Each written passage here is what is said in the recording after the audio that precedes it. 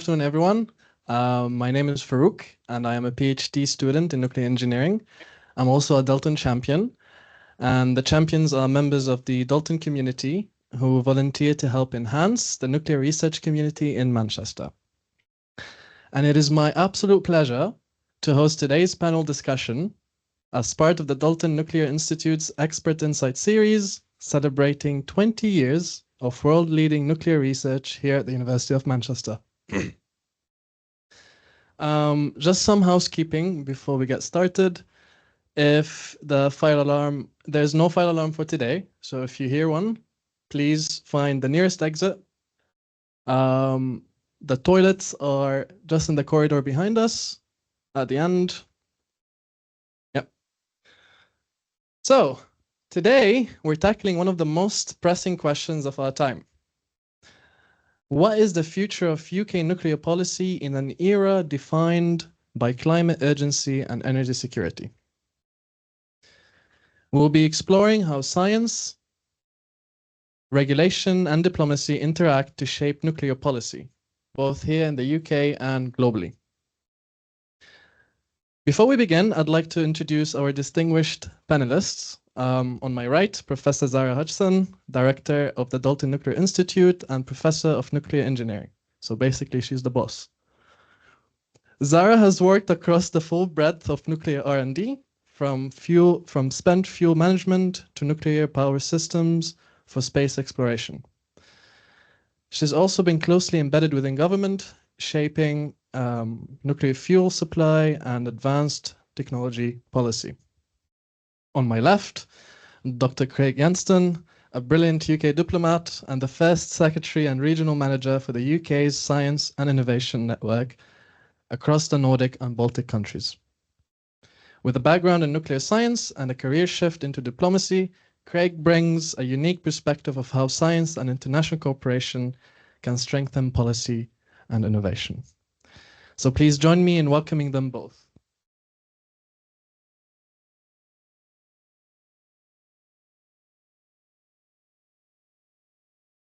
Just one final note, we'll be taking questions in the room, and for those online, please add your questions in the chat and we will share them here in the room. So, on to the first topic of this discussion, UK nuclear policy and regulation. Zara, let's start with you. The UK has ambitious targets for net zero and energy security. How is UK nuclear policy evolving to meet both climate and energy goals?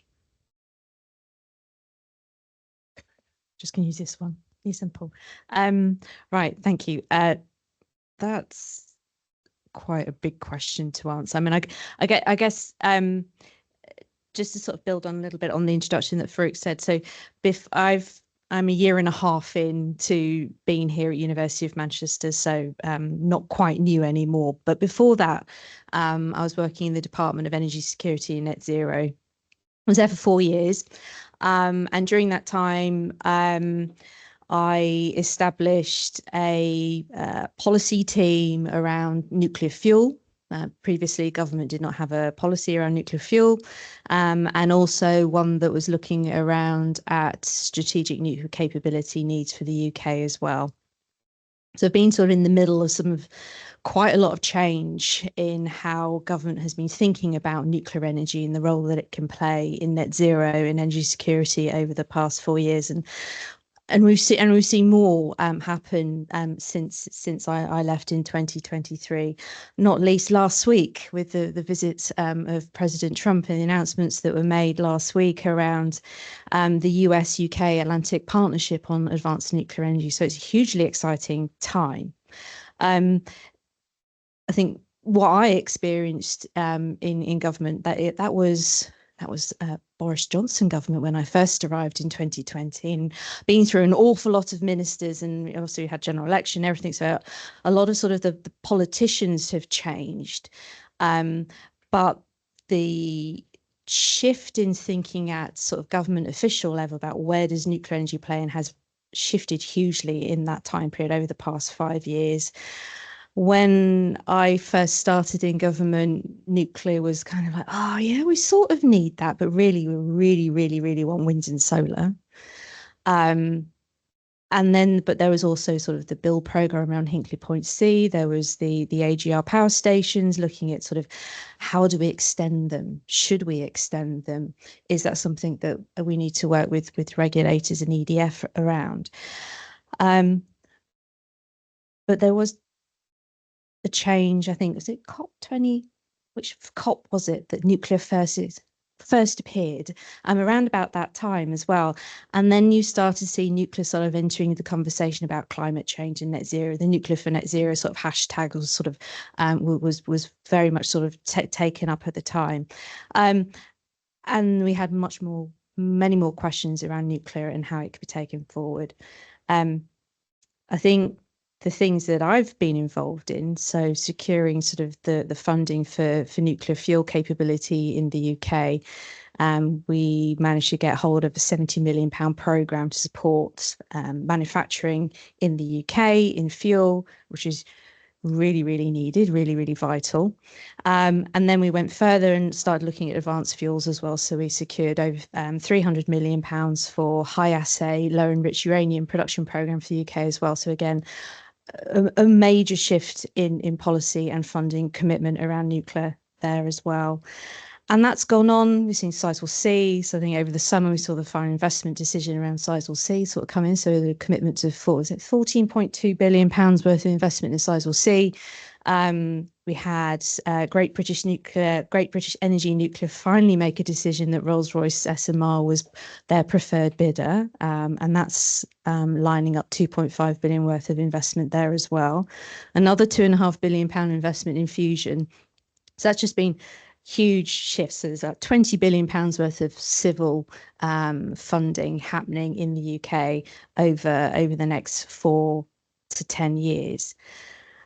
And then on top of that, we've also had the invasion of Ukraine and the sort of the impact that's had on energy security globally has also sort of started to take effect in sort of how the UK thinks about energy resilience and energy independence, and how all our international partners are also having similar questions. So suddenly nuclear starts to sort of look like a very sort of reliable, secure, robust energy source.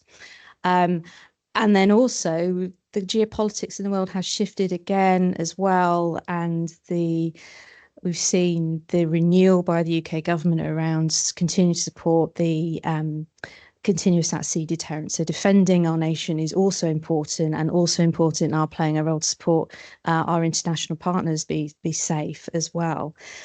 So there's a huge transformation happening in nuclear, both on civil and defence side. And it's all happening at once. And I joined the nuclear sector a very long time ago, just as it was all basically sort of dying in the early 2000s, and seeing the ups and downs. But it genuinely feels like we're on a massive sort of uptick in terms of opportunity. I would just sorry, I'm rambling a bit. But the other thing that just to sort of reflect on as well, so the new government published their modern industrial strategy, I think in June, July time. And there's a whole sort of 2 pages on nuclear in that document about how we are a nuclear nation. So £20 billion being invested in civil, over £100 billion of spending lined up for the nuclear defence programmes. Well, these are massive programmes. I don't think we would have had 2 pages in industrial strategy about our nuclear sector probably 5-10 years ago. So that's a real just shift in focus and the importance, and the thousands and thousands of jobs that are coming with that nuclear sector. There's 40,000 jobs in the next 5 years on offer. So there's lots of opportunities for you guys in the audience here and online for those in the future as well. So there's an awful lot going on, an awful lot of challenges. I've really forgotten what the question was. How is the UK nuclear policy evolving to meet climate and energy goals? Oh, okay. Well, I think I've answered that one. I think yeah. Okay. So you've mentioned that you've been in Dalton for 1.5 years, right? And with Dalton Institute being such a key hub for expertise, how does your team help shape or advise government policy in these areas? Right. Well, there's a number of ways of sort of answering that question. So I think I'll start off by saying that the University of Manchester has an incredibly unique and powerful position in the nuclear sector. We are the largest grouping of academics and researchers and students in the UK. We're about a third of everybody doing sort of nuclear fission and fusion research in the UK. So that's an amazing place to be. And you are all part of that, community working that through. So the research that you're doing is incredibly important and feeds directly into delivering on the nation's missions around nuclear and also supporting international missions around nuclear.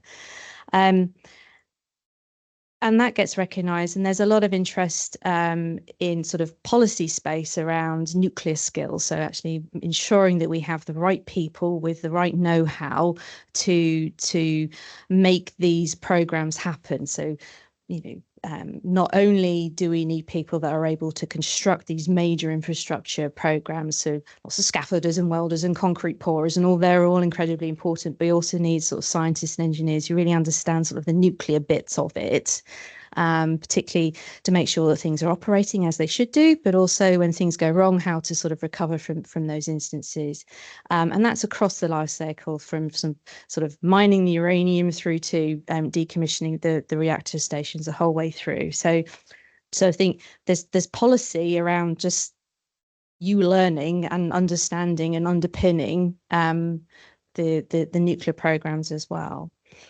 In terms of what Dalton specifically does, well, we actually do have a nuclear policy group that sits within the Institute and has the ability to reach out more broadly across the academic and research community in Manchester as well, to sort of pick on sort of topics of the day and sort of feed in advice, whether that's to sort of direct sort of government consultations, sort of feeding into select committees, and also writing sort of position papers that are sort of, sort of glossy documents that sort of go into some detail around particular topics that sort of government officials and industry individuals can also sort of read and digest and, come to us to discuss. And most recently, we in November last year, we published our latest position paper, which sort of introduced the fact that nuclear energy and renewables can be designed to operate really effectively together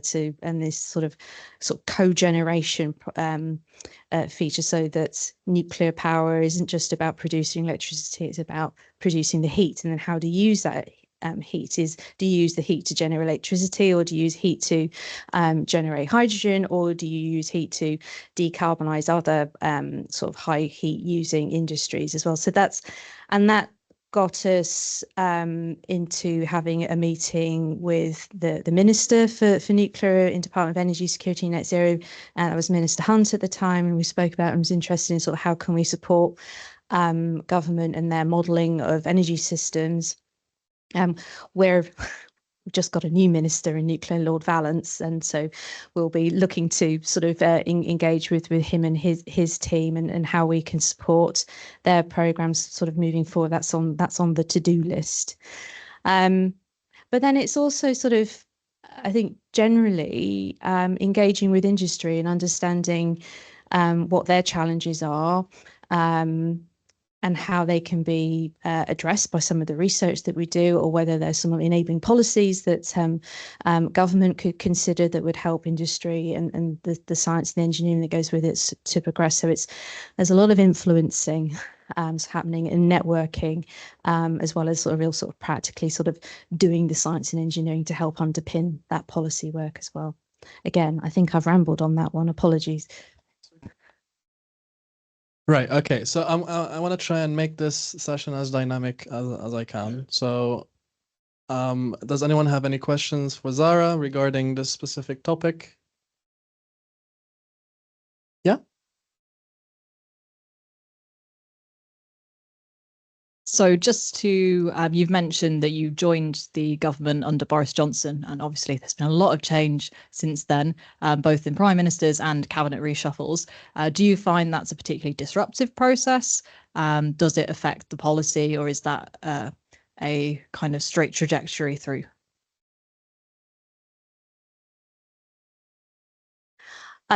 So I've lost count of how many ministers I've worked for in my brief time in government, but on a very sort of I guess like boring piece, the fact that you've worked with a minister over a period of months, 6 months, a year, you've adapted to the sort of briefing style that they like to receive.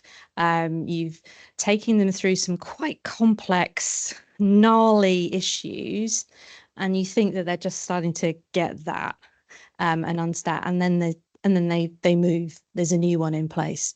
So all of a sudden, you've got probably a good 3 to 6 months of sort of re-educating your minister about the sort of the topics that you need to help them to understand. So there is a bit of a stop-start. And sometimes sort of ministers sort of changes don't happen at always the best time. So we may have been working hard to sort of get a sort of big sort of grant opportunity out and a procurement process around that. But then some, a new minister comes in, they want to review what's been done, check that it still aligns with the new political thinking. So it can slow things down. But I think from what we've seen with the change with the new government, I think there has probably been sort of a 6 month sort of year sort of getting up to speed with the new government around some of the nuclear things and what they're going for. But you'd expect any new government to come in and sort of go through what the previous government was doing, what sort of programs are in play, what sort of policy positions are being taken forward, particularly when you've got a major project like Sizewell C sort of waiting the wings, waiting for us. And you want to make sure that the new government can get behind that and provide the finance. So the new government's done what they need to do to sort of go through the books and make sure everything's right and aligns up. But it does sort of it can be quite challenging as officials sort of working and navigating around that, because everyone has different styles. So some ministers will only read 2 pages in their briefing submissions, and that's your limit.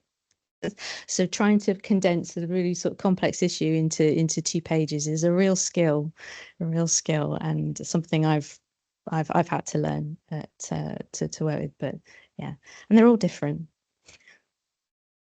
I don't know. Craig may have some perspectives on that from sort of, I guess, sort of embassy side of things and working with Swedish ministers.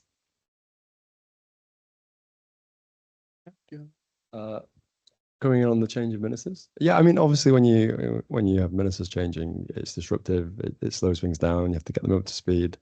I think you also have a civil service that are permanently there. They're not political. So the analysis stays the same. You have the same civil servants working on the same projects. So it's not like you're losing institutional knowledge. So I think that's one of the benefits of having a civil service that are educated and working on the policy. Should I just do a quick intro as well? Yeah.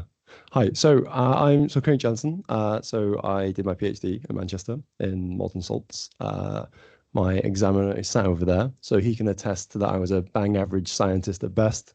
So I decided I should leave academia and go into another profession. So I worked in BEIS, the energy department, which is now DESNZ, first on energy strategy.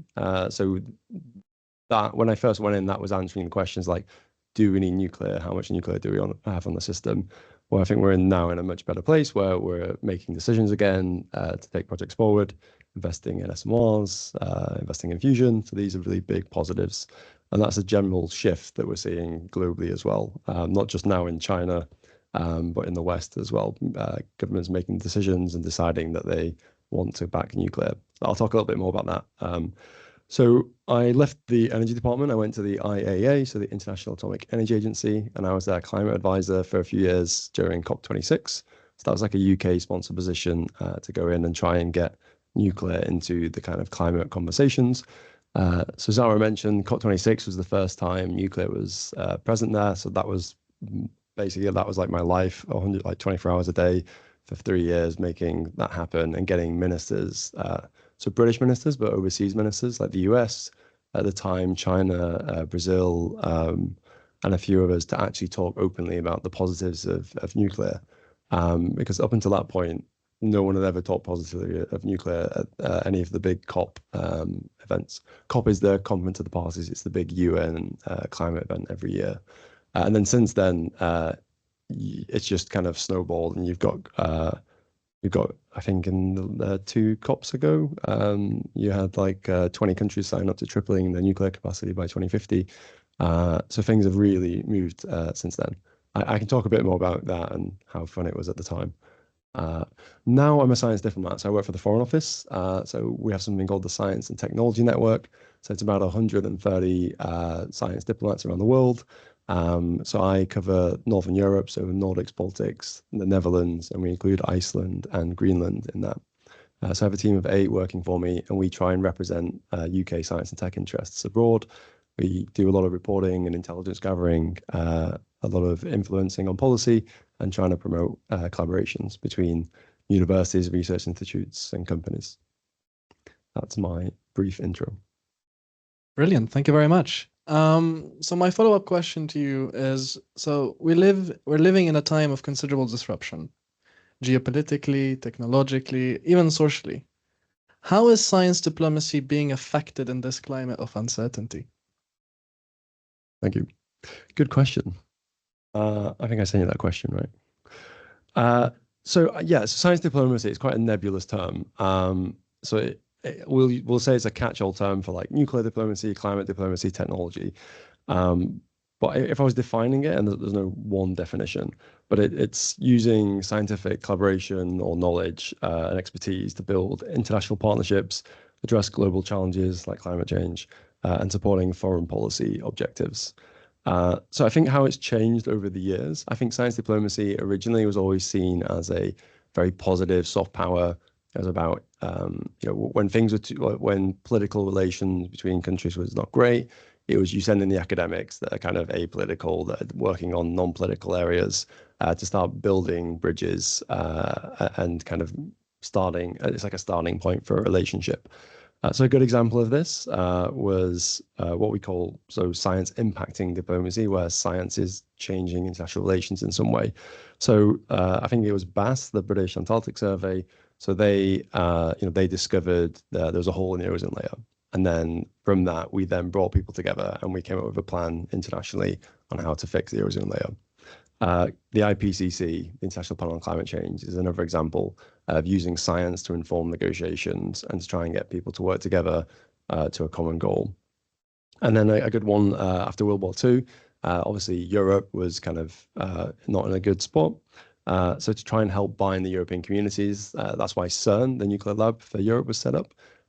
It was there to do science, yes, but one of its main objectives was to bring the scientific and academic communities together for Europe to start bridging those relationships between countries.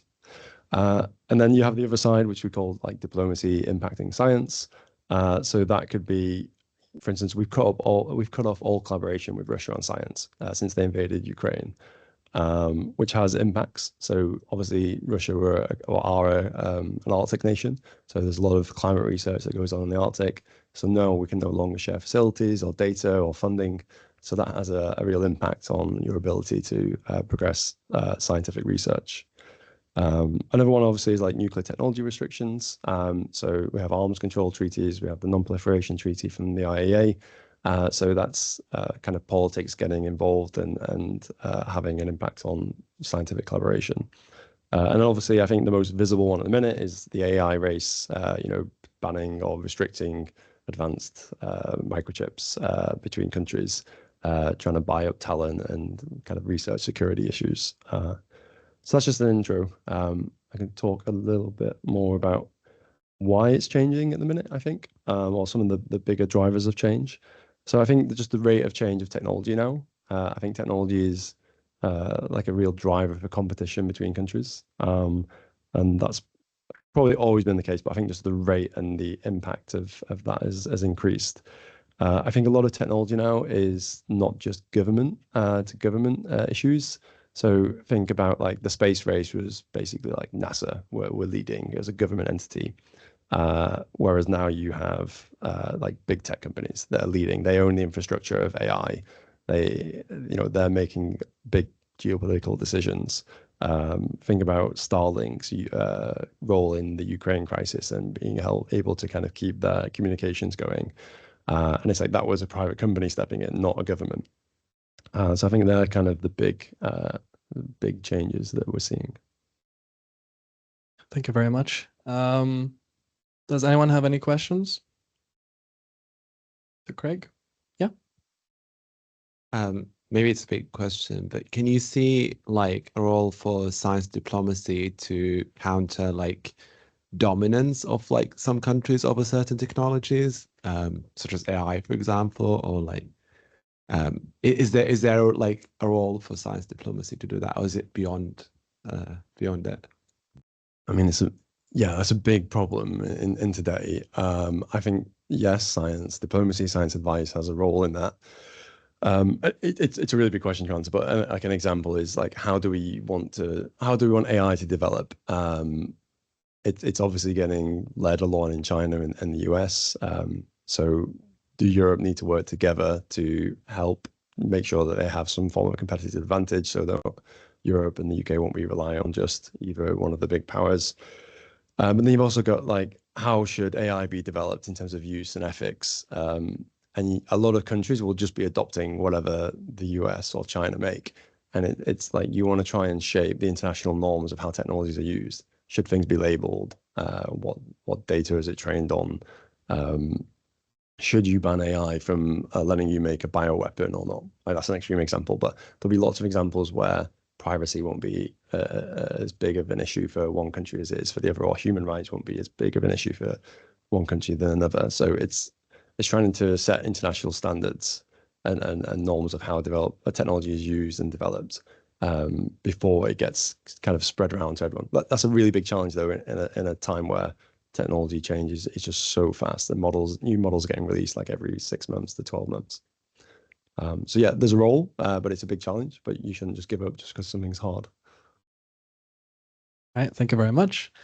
Any other questions? Yep. Hi, Craig. Thanks for getting countries on board with adopting nuclear at COP26. Just out of interest, which countries did you say were like easiest to convince to get on board with the idea? I don't think you can convince. So I mean, the IEA works where every country has like missions, diplomats that are based there. So I was working on the inside of the IEA, coming up with that kind of their strategy. So I wasn't thinking of any one country when we were doing that, but it was, I think, like the UN organizations are like very conservative, old institutions, and they're not really progressive. Like they're not really set up to take risks and adapt quickly. So how does that affect the IEA talking about climate?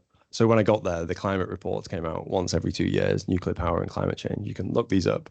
And it's like a 250-page technical report about nuclear power's role in, or nuclear energy's role in tackling climate change. And it's like, who's reading a 250-page technical report that isn't already bought into nuclear? So it's like, if you want to start talking to the climate change community, you might have to start thinking about what you're, tailoring your message to the audience. So our goal was not necessarily any country. It was just to modernize like how the IEA talks about climate and became this kind of international voice that was, I think it was the only entity that could do that in a COP, given that it was part of the UN process. So like some of the changes we made, and I think where science diplomacy came in. So like no one at the IEA at the time was talking about net zero. It was just a non-concept there.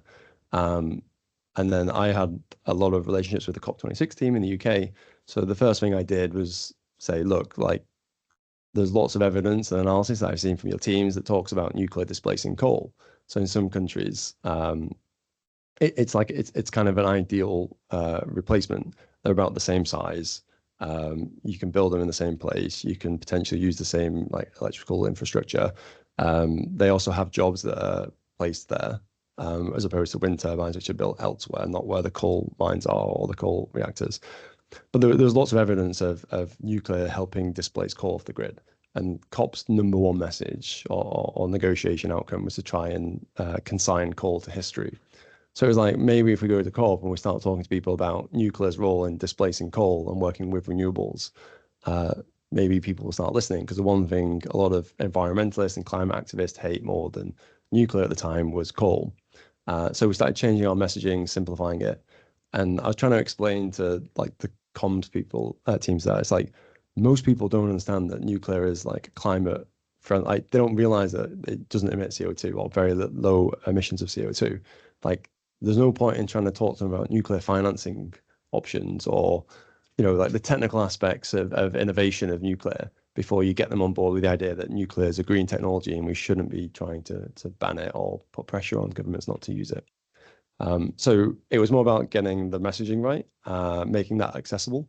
So the report, the year I was there, went from 250 pages to 40 pages. It was a lot more kind of like infographic, very simple messaging, not written to like an audience that didn't have a technical background, but just a general interest in climate. And that really started to land a lot better. And then when we went round to countries saying, look, we're going to go to Glasgow at the time, and we're going to have like a nuclear physical presence there. We're going to be getting events on. The UK are going to host an event, so we convinced the energy minister at the time to host the first ever nuclear event where they talk positively. The COP26 president, Alok Sharma, at the time gave a speech on nuclear. It was the first time a COP president had ever talked positively about nuclear.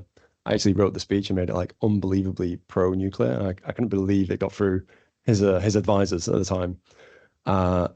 And then we got 10 countries signing, like basically putting a page on the front. At the time, it was like Russia, China, the US, and you would never get those countries, or it would be very difficult to get those countries kind of all signing up to the same document now. Yeah, I hope that answers your question. Thank you very much. Yeah, we've got another question. Thank you. Hello. May I ask, is the FCDO diplomatically active in addressing the prospective challenges of big tech? You did mention big tech, and I find it quite interesting.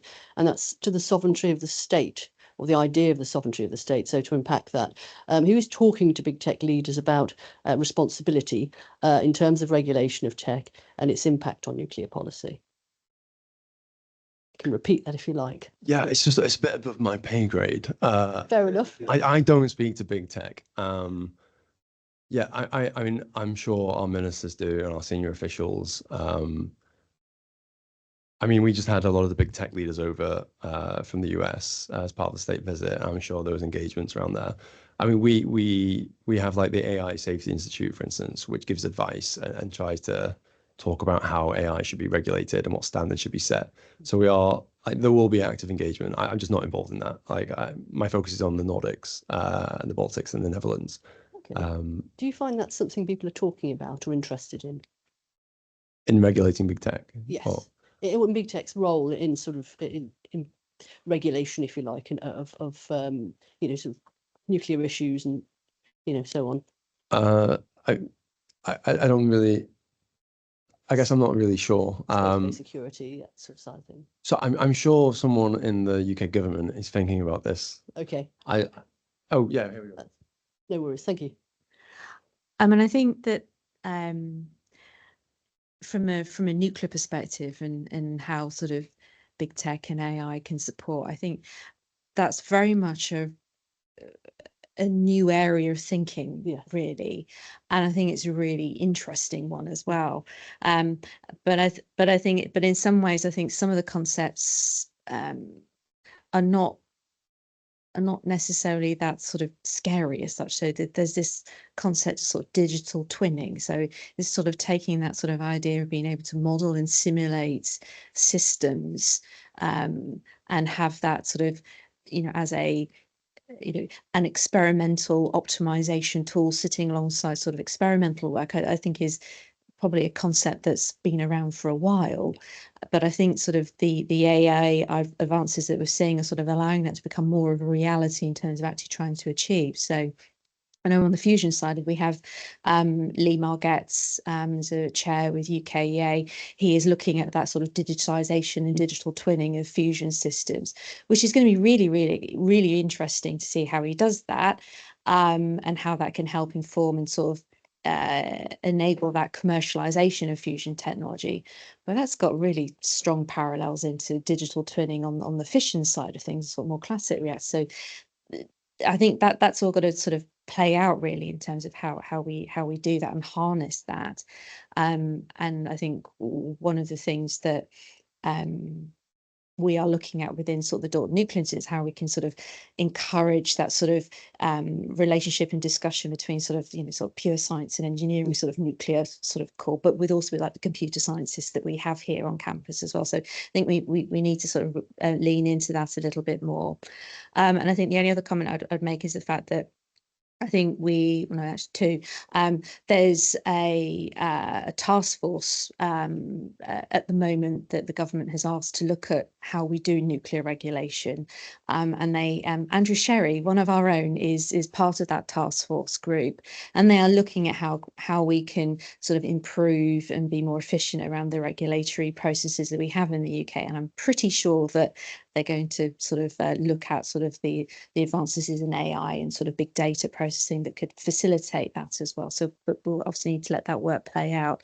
And then my last point really is that I think around big tech, I think they are quite a disrupting voice in the nuclear sector. It's really interesting. So last week with the announcements with the US, you see data centers and organizations like Amazon and Google wanting data centers to set up here. They are looking at small modular reactor technology to sort of help power those data centers such that we can have the AI, so we can store millions of photos on our phones up in the cloud and everything. So from a sort of nuclear technology developer perspective, it's quite exciting because these are guys that got loads of money. They're going to make something happen because people really want data centers, because they really need data. So that's going to drive a demand for nuclear power on its own. So again, another very interesting sort of unexpected sort of position that we find ourselves in as well. And that's that sort of link between nuclear in our day-to-day lives and sort of data processing needs. It's interesting. Very good, thank you. Thank you. Oh, we've got one more. Just one more question for this. Quick. Thank you both to Zara and Craig. Really, really comprehensive, really interesting. I just want to kind of take it back to an earlier question about the link between diplomacy and regulation and all these topics we talked about. I'm really interested in going a bit beyond just the supply chain, so looking at exporting reactors or getting countries bought into the concept of investing in nuclear power. What do you think the opportunities are to bring together diplomacy and nuclear regulation? In a lot of other sectors, for example, the CAA, they go to other countries around the world and they write their air traffic control frameworks, and it's really successful for the UK. We have allied states like Australia, and you mentioned earlier the submarine treaty, AUKUS, and continuous deterrent. Those reactors will be built by Rolls-Royce in the UK. The subs will be built in the UK. They are having to set up a nuclear sector completely from scratch. They don't have anything. And so they're investing in a lot of the topics that you mentioned: skills, capacity building, links with industry. Even somewhere like the US, they're behind the curve when it comes to goal-based standards and goal-based regulation. And there's a lot of work going on with the NRC in terms of getting them to adopt goal-based standards, moving away from kind of prescriptive standards. Do you think that the UK could export some of that regulatory success and bringing it back to the ONR task force? If that can succeed and if we can show that we can improve things, make nuclear work, what do you think the opportunity is for the diplomatic angle on regulation?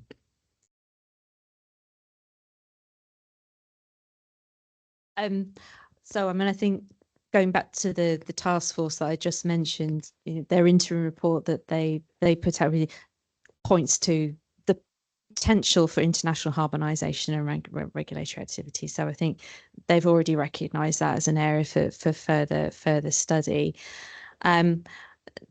Within there is actually already quite a lot of discussion between sort of the ONR, the Environment Agency, and their counterparts in the US and Canada and other countries. So that there is that sort of live sort of discussion around sort of regulatory piece. And I think industry and sort of reactor vendors would very much like to be in the position where they say, we've been licensed in the UK. That means we can just go ahead and build in the US or go and build in Poland or wherever. But there's some sort of, but hidden behind that, so there's a real sort of duty to each nation to be able to satisfy their governments and their people that they have, they are due diligence, doing the right thing, that whatever they're sort of building is safe. So there will come a point where there probably needs to be a sort of domestic sort of sign off on that. So that needs to be worked out. I think Craig may have a better view, having worked in IA, about just how the practicalities of achieving that sort of harmonisation. Yeah, so not my specialty area, but I'll give it a go. So yeah, we definitely do. I know the ONR talk with other regulators and share their practice. I know they've been doing it on SMRs as Rolls-Royce has gone through. I think in an ideal world, yeah, obviously it makes sense, right? Everyone just aligns the regulation, and then you can build any reactor anywhere. And I'm sure every regulator is like, great, you can all adopt ours. But no one will want to give up their sovereignty completely because they've spent decades building it up or longer. And obviously, we know not too much happens super fast in the nuclear industry. I know that the IEA, I haven't followed it since I left, but I know the IEA was starting up, is it called NESI, Nuclear Standards and Harmonization Initiative, where they were bringing together regulators from a bunch of different countries and industry and talking about how they could harmonize their regulation and their standards on SMRs, as it was a kind of a new developing industry. I can't remember if that also includes what we call AMRs. The terminology gets a bit lost on the international landscape. And I know that some countries are interested in exploring. So for instance, SMR is probably, given that a lot of, speaking without too much knowledge here, but in theory, countries that don't have nuclear, if they can adopt a standard SMR regulatory approach, then you just need a few SMRs and a few regions. It doesn't need to be like all of Europe, but even like 4 or 5 countries clustered together, and they align the regulation for SMR or an AMR or something in the future. Then all of a sudden you've got a much bigger market where you can just copy and paste designs almost. But this is definitely outside my expertise, so I'll stop there.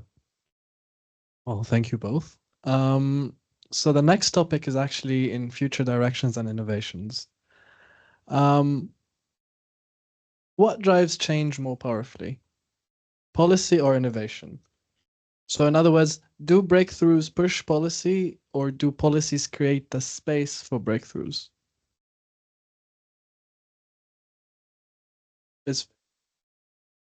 I can offer a high-level diplomatic answer. Yeah, I mean, it's obviously like it's a bit of both, and it depends on the industry, is the short answer. I mean, if you're setting emission standards for cars, then all the car companies are going to have to meet those emission standards, and they're going to have to innovate, or they cheat and then get fined. I think that happens somewhere. And then I think if you think about like big technologies now, it's like AI is just coming out so fast. Like, how do you regulate something where there's a new model with new capabilities that comes out every 9 to 12 months? You don't have specialist AI people in most governments, because they just get signed up and recruited to the big AI companies, because you make a lot more money if you work in AI companies than the government. So I think it's difficult. It's a real challenge. All I would say is just a call to action that I think people with scientific backgrounds and technology backgrounds should go into government and go and help with the regulatory challenges of all the technology development at the moment. Yeah, just to Craig's last point, I think government hugely benefits from having officials that have a scientific or engineering background sort of in there doing the policy as well.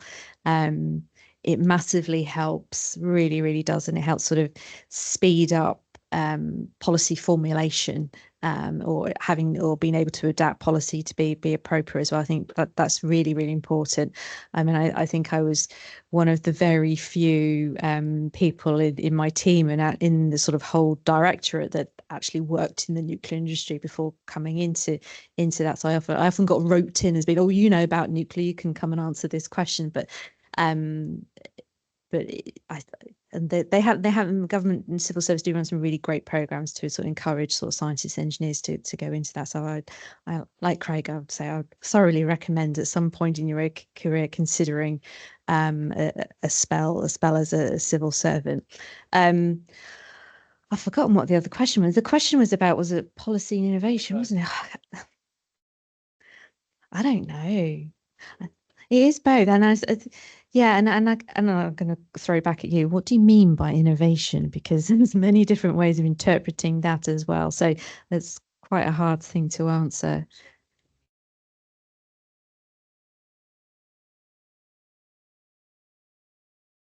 Okay. I mean, I guess there's a lot of buzz around sort of small modular reactors at the moment, right? But the idea of building something smaller and in a more modular way is that it's not that new. It's not sort of a novel thing. It's kind of like a common sense sort of evolution of something. Is that really innovation? That's probably innovation in manufacturing. Yeah. So it's but and I think that in nuclear space, I think it's probably actually sort of access to finance and the interest of the private sector sort of finance that is probably pushing and pulling more on innovation and policy at the moment than anything else. I think, what we saw last week, obviously you've got, sort of suddenly we have advanced modular reactor sort of prospects for the UK. So the X-Energy Centrica deal for Hartlepool. No one saw that one coming. I mean, I think that deal sort of evolved over the summer, but that's because it's sort of I think you've seen Centrica seek to invest in Sizewell C, and I think Sizewell C sort of capital raise was oversubscribed. So I think and all the work that's been happening around finance and sort of World Bank sort of including sort of nuclear and things that they will fund. So sort of finance has changed its position around nuclear, sort of again as part of this sort of nuclear as part of net zero and climate change piece. So if you've got finance in play, that's sort of really sort of unlocking some of the sort of enabling that policy can do. So with X-Energy, Centrica, sort of Holtec, looking at putting an SMR for a data center on the Cottam coal power fast station site, that's been finances unlocking that innovation. And the work that government have been doing over the past few years, sort of exploring sort of siting policy, is also enabling. So it's all horribly interconnected. But I think the data centers side of things, I think, is shifting in sort of that private sector sort of suddenly willing to invest in nuclear and small nuclear because it's more affordable, right? If we believe what they say, it's more affordable, it's safer, it's better. People are getting behind that, and I think fusion has also seen that sort of private sector investment, sort of lots of sort of capital going into that as well, because again, it has that promise of being better and cheaper in the long run as well. So that's, I think money's driving innovation policy really. But thank you very much. It's always the money. My final question is, how can policy realistically keep pace with emerging technologies and shifting geopolitics?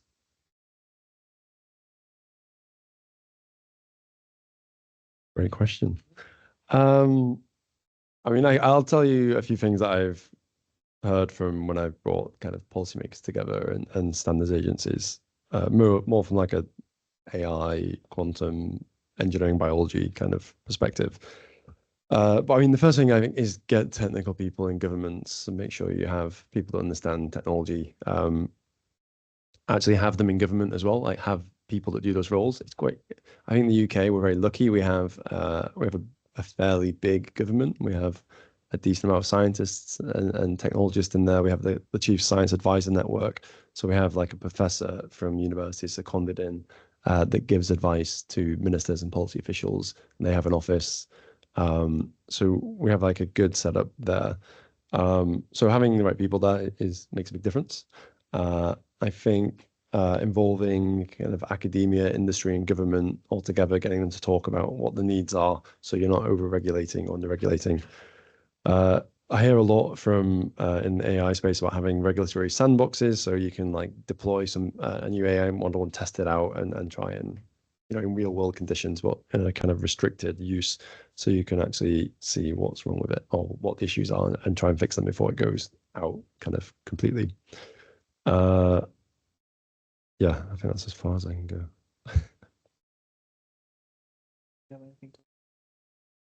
Well, I was just going to sort of mention sort of the fact that you mentioned having scientists and engineers in government. So each government department has a chief scientific advisor attached to them, and we're very lucky that Manchester we've just seen the start of Sarah Sharples as our Dean of Faculty of Science and Engineering. She's just finished being CSA for the Department of Transport. So I think, you know, she's previously before here, she was University of Nottingham. So I think that's just another example of that sort of role that sort of academia and science and engineers can play in government as well. So Paul is he's taken up chair of the Henry Royce Institute. Yes, so I don't know whether he's going to have an office here, but I think we'll see him a bit, I think. Right. Okay. So other questions? Yep.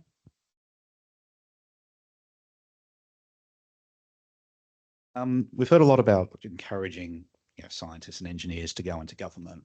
I'm going to hit you, Craig, first off on this one. How have you've mentioned before about messaging and how important that is. From your experience coming from a technical background, how can you offer sort of hints and tips? I imagine a lot of people here are doing technical PhDs. How have you gone about adjusting that messaging from what I would argue be very technical to being more, you know, catering for the audience that may be not technical? How have you gone about that?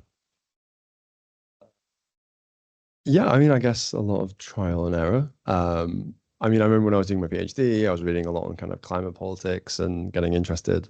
I did an internship at the IEA, so that was like my first exposure to just kind of non-technical, regular muggle people. And, you know, that's when I started having conversations about international politics. And then I think when I worked in government, all of a sudden I was like, there are like science tech people in there, but like the vast majority of people in government are just policymakers, you know, PPE backgrounds or history or, and I think just realizing the level of knowledge of a lot of people is like, I think when you're in academia, you're generally surrounded by like pretty smart people. And it's very easy to forget that like you're amongst quite a high average kind of education level. And most people don't get the obvious stuff that you just take for granted. And I think realizing that, like I said, like at the IEA, like when we were talking to people who worked in, people that work on COPs, for instance, typically come from the climate teams, not the energy teams.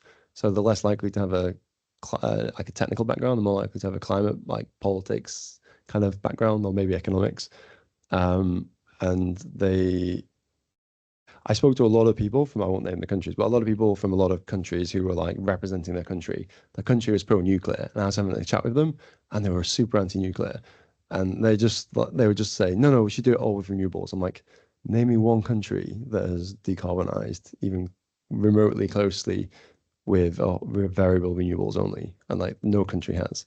All the countries in the world that decarbonized their power sector are like, so Sweden, Finland, France, not completely, but almost, parts of Canada, Switzerland, I think Paraguay, they all have either loads of hydro, loads of nuclear, or both, and then a bit of variable renewables. So I think it's just about trying to understand where they're coming from and then just trying to land your message. And it's just trial and error. I think I must have spoken to thousands of people who don't like nuclear to listen to them and then try and explain back to them in a way that might connect. I think listening a lot and then speaking. But yeah, probably trial and error and just wanting to become a better communicator. Yeah. So just to share. So when I was starting out as an official in government, I think someone advised me to, when preparing to meet with a minister, imagine I was talking to a 4-year-old. Because these are people that are incredibly busy all over the place. Their lives are not their own. They have somebody managing their diary where they need to be every second of the day. So to be able to get key messages across succinctly, clearly, and quickly is a skill. So share that with you. And the other thing I remember as a strange moment where I found myself sort of shaking a jar of poppy seeds at the Secretary of State as I tried to explain what trisofuel was. So that was fun. Anyways, I'll stop.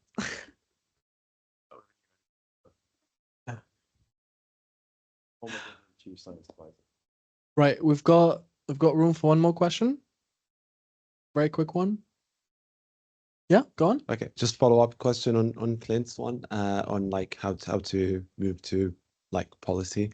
That's mostly for Zara. Like you mentioned how uni kind of, or Dalton interacts with the government in terms of like setting the policy, but you talked about the position paper, but I'm curious what other channels that someone who's staying in academia can use to influence decision making in the government.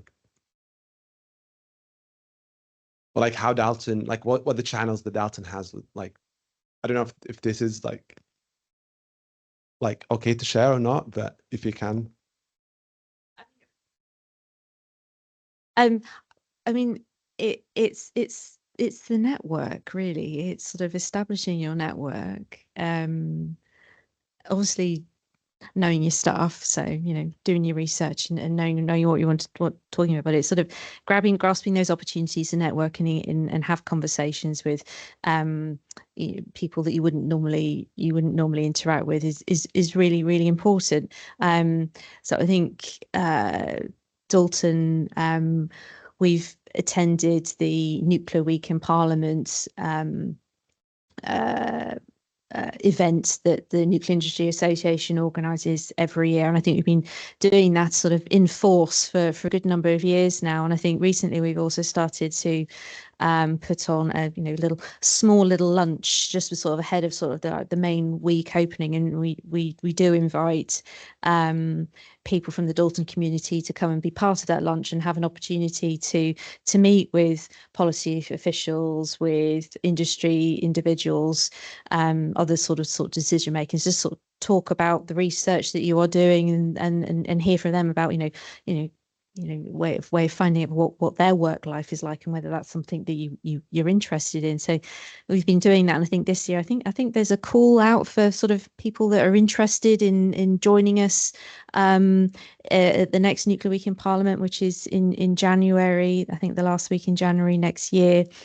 So if that's something you're interested, you want to come have a chance to talk to MPs and other individuals like that, then put yourself forward for that. So that's one thing that we do.